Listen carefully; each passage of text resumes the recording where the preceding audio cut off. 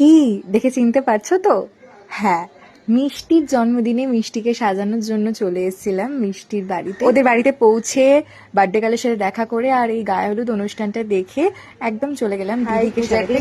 হ্যাঁ, কেমন আছো? ভালো আছি, তুমি কেমন আছো? আমিও ভালো আছি। বলো আজকে কেমন লুক চাইছো? আমি চাইছি হচ্ছে কি কিউট কিউটের মতন।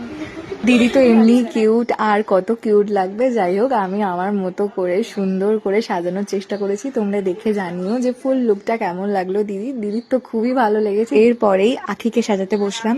পুরোটাই দিদির ওপর ছেড়ে দিয়েছি। দিদির মেকআপ খুবই ভালো লেগেছিল, তাই দিদির কাছে বুক করেছি। পুরো তুমি তোমার পছন্দ মতো সাজিয়ে দাও আজকে।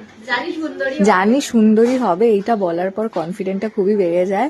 তো তারপর গল্প করতে করতে ওর ফুল লুকটাও তৈরি করে দিলাম। তো দেখে জানিও যে আখিকে কেমন লাগছে। সব থেকে বেশি যদি কেউ আমার কাজ নিয়ে, আমার মেকআপ নিয়ে কমপ্লিমেন্ট দিয়ে থাকে সেটা হচ্ছে আখি। ওর খুবই ভালো লেগেছে, ও সেটা আমাকে বারবার জানিয়েছে। তোমরাও জানিও যে আখির লুকটা তোমাদের কেমন লেগেছে। আর এরপর রিয়াদিকে সাজিয়ে নিচ্ছিলাম। রিয়াদিকে রেডি করতে করতে রিয়াদির সাথে অনেক গল্প করে নিই। রিয়াদি তো নতুন বিয়ে হয়েছে, তার জন্য নতুন বউদের মতোই রিয়াদিকে সাজিয়ে দিয়েছি।